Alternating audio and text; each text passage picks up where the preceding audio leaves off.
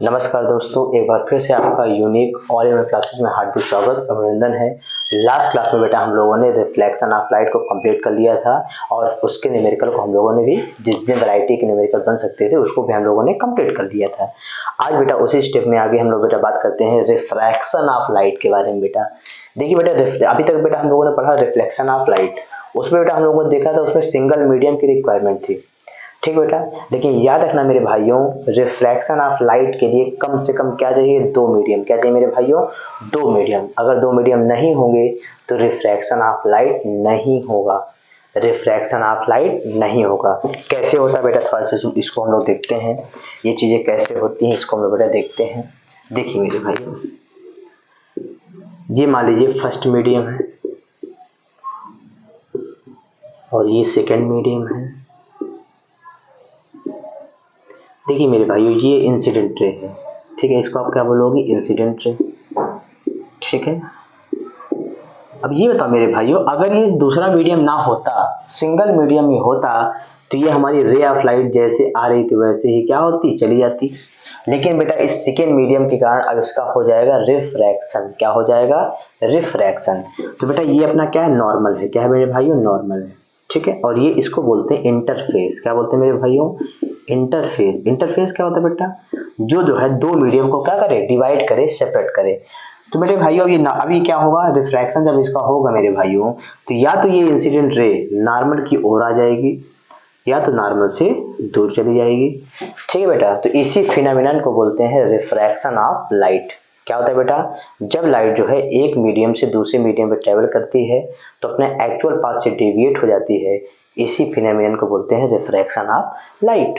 ठीक है मेरे भाइयों, तो ये आपकी मेरे भाइयों क्या हो गई? तो आप बोलोगे सर ये हो गई रिफ्रैक्टेड रे। क्या हो गई मेरे भाइयों? Refracted ray. और हम सब जानते हैं बेटा, इंसिडेंट रे और नॉर्मल के बीच के एंगल को क्या बोलते हैं? Angle of incidence. और रिफ्रैक्टेड रे और नॉर्मल के बीच के एंगल को क्या बोलते हैं? Angle of refraction. ओके, चलिए मेरे भाइयों, अब बेटा हम लोग इसके डिफरेंशियल को लिख लेते हैं। ठीक है बेटा, तो क्या लिखेंगे बेटा? तो आप लिखोगे व्हेन लाइट रे goes from one medium to another medium,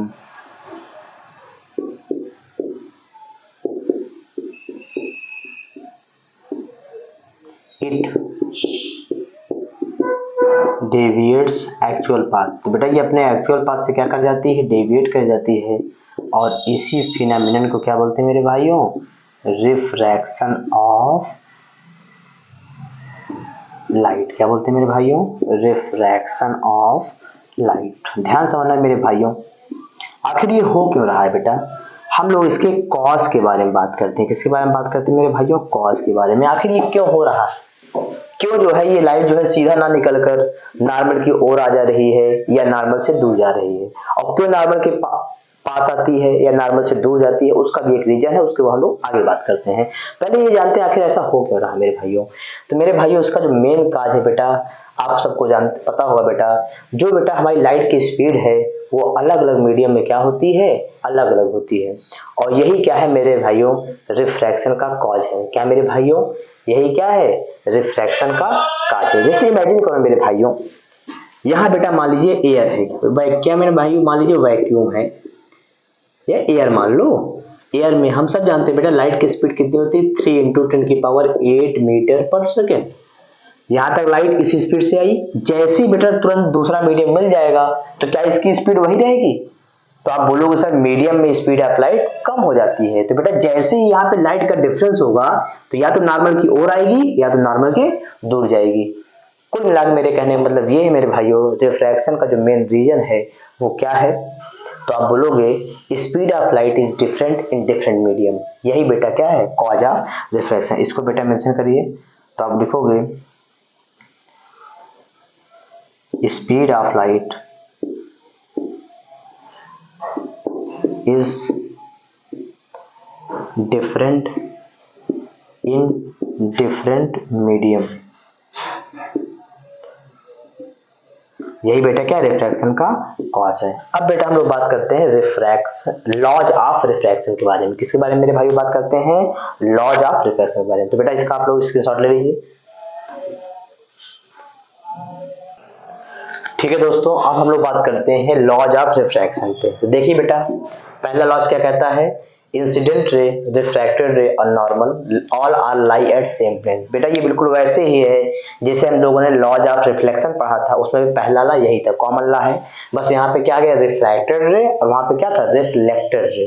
ठीक मेरे भाइयों, अब बेटा हमें गौर फरमाना है ये सेकंड ला पे। बेटा बहुत इंपॉर्टेंट है, बहुत क्रूशियल है बेटा, इसके बारे में बात करना है। आखिर ये क्या कह रहा है, कह रहा है बेटा ratio of angle of sine i and sine r is constant for given pair of medium and equal to, क्या लिखा बेटा, ये किसी भी गियर पेयर ऑफ मीडियम के लिए क्या होता है, कांस्टेंट होता है। किसका, साइन आई और साइन आर का रेशियो कांस्टेंट होगा। जैसे मान लीजिए एयर ग्लास के लिए ये रेशियो फिक्स है, एयर वाटर के लिए ये रेशियो फिक्स है, एयर डायमंड के लिए ये रेशियो क्या फिक्स है।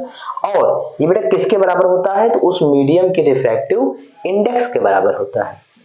ठीक है, अब बेटा हम लोग बात करते हैं साइन आई और साइन आर है क्या। देखिए मेरे भाइयों, बेटा ये समझ में आया। ठीक है, मैं इसको रफ करता हूं।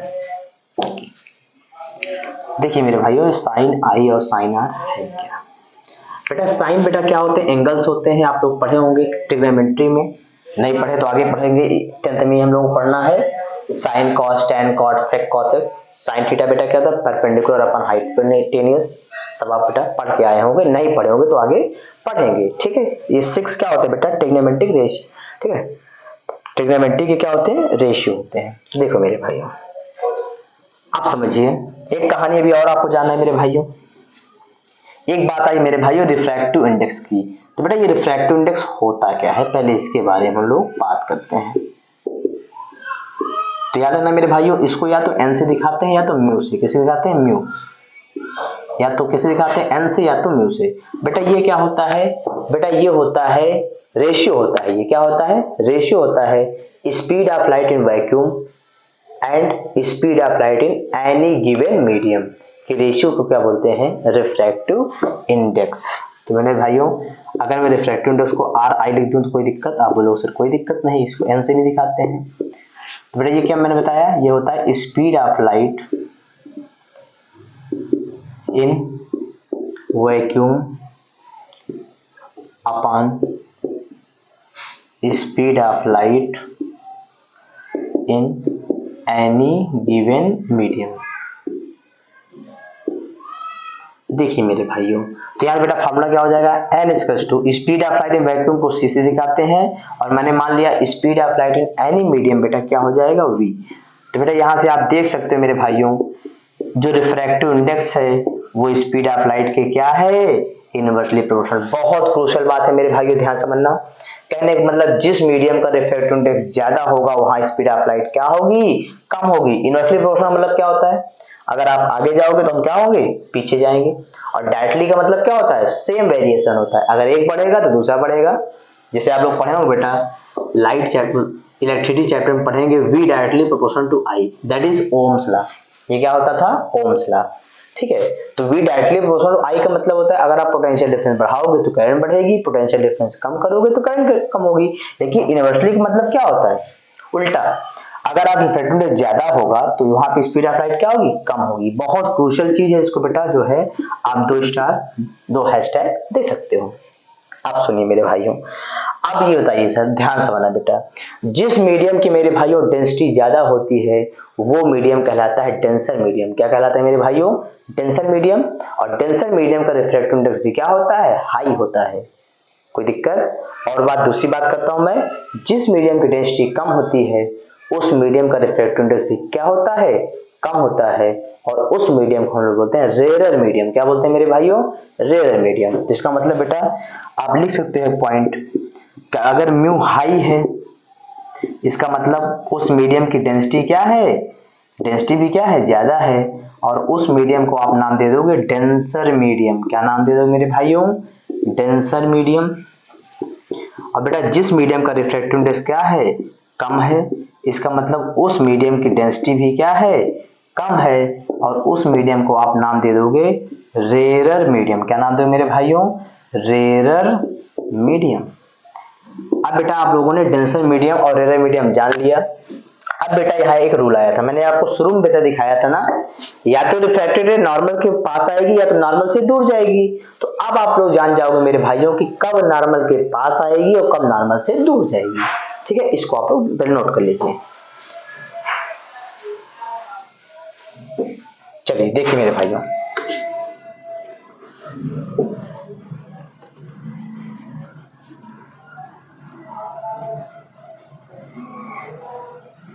देखिए फिर बेटा मैं फिगर बनाता हूं। ये देखिए,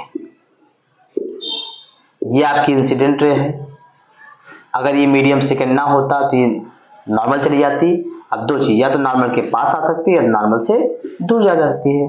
अब सुनो बेटा, एक नियम होता है मेरे भाइयों, अगर इस बेटा जो लाइट रे जो है डेंसर मीडियम से रेयर मीडियम में जाएगी, क्या होगी मेरे भाइयों, तो ये हमेशा क्या हो जाएगी, अवे फ्रॉम नॉर्मल। क्या हो जाएगी मेरे भाइयों, ये नॉर्मल से दूर जाएगी, मतलब ये वाली कंडीशन आपको देखने को मिलेगी। लेकिन अगर बेटा जो है रे ऑफ लाइट रेयर से डेंसर में जाती है मेरे भाइयों, तो याद रखना बेटा ये हमेशा क्या हो जाएगी, टुवर्ड्स नॉर्मल। कहाँ हो जाएगी, टुवर्ड्स नॉर्मल। ये बहुत क्रूशियल बात है, ध्यान से समझना। अब बेटा कुछ एग्जांपल देखते हैं ताकि आपको समझ में आ जाए कौन डेंसर है कौन रेयर है। Air, water,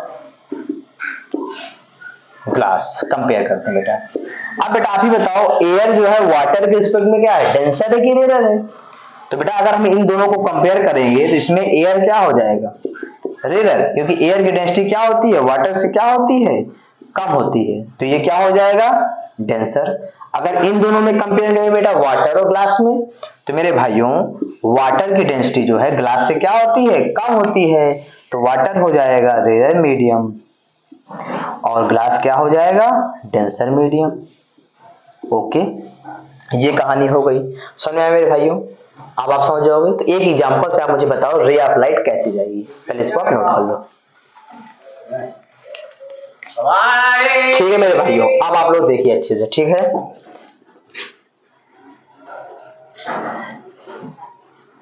step by step बेटा आपको आगे बढ़ना है और रिफ्रैक्शन ऑफ लाइट आप बहुत अच्छे से सीख जाओगे। जैसे बेटा मैंने एग्जांपल दिया, कोई रे ऑफ लाइट जो है वो जो है एयर से पहले जा रही है ग्लास में मेरे भाइयों, उसके बाद जो है आपको देखना है कोई रे ऑफ लाइट जो है ग्लास से कहा जा रही है मेरे भाइयों, वाटर में। कहा जा रही है, वाटर में। तो बेटा आपको उसका रे डायग्राम बनाना है। क्या बनाना है मेरे भाइयों, रे डायग्राम। देखो मेरे भाइयों, तो ये मीडियम मेरे भाइयों क्या है, एयर है, और ये मीडियम क्या हो गया, ग्लास। आप बताओ बेटा एयर क्या है, तो आप बोलोगे रेयर मीडियम। क्या है मेरे भाइयों, रेयर मीडियम। और ग्लास क्या है, तो आप बोलोगे ग्लास क्या है, डेंसर मीडियम। अभी मैंने बेटा लिखाया है लाइट जब रेयर से डेंसर जाती है तो क्या होती है, टुवर्ड्स नॉर्मल। क्या हो जाती है मेरे भाइयों, जाना चाहिए ऐसे, लेकिन वो जाएगी नॉर्मल के ओर आ जाएगी। इन दोनों बताइए, आप बताओ इन दोनों मेरे भाइयों।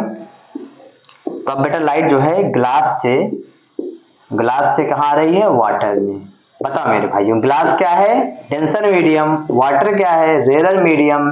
तो बताओ इसको जाना चाहिए ऐसे एक्चुअली, लेकिन अब ये डेंसर से रेयर जा रही है तो क्या हो जाएगी, आप बोलोगे अवे फ्रॉम नॉर्मल। क्या बोलोगे, तो अब ये नॉर्मल से दूर चली गई। अब बेटा मैं जो चीज बताने जा रहा हूँ उसमें बेटा बहुत माइंड मेकअप करके बैठिएगा। ये बातें बेटा चीजें समझ में नहीं आती, लोग बेटा कंफ्यूज होते हैं कि किसका रिफ्रैक्टिव इंडेक्स कैसे जो है फाइंड करें, कैसे जो है कैलकुलेट करें। तो उसी के विषय में बेटा हम लोग बात करते हैं। ठीक मेरे भाइयों, चलिए देखते हैं मेरे भाइयों, ठीक है। चलो अब ये तो मेरे भाइयों, अब जो है मैं आपको बताता हूँ कुछ एग्जाम्पल, कुछ चीजें और कुछ चीजों का मतलब। बेटा मैंने कह दिया, मान लिया मैंने लाइट जो है बेटा, पहले आप जान लो रिलेटिव रिफ्रैक्टिव इंडेक्स क्या होता है, वरना आपको चीजें समझ में नहीं आएंगी।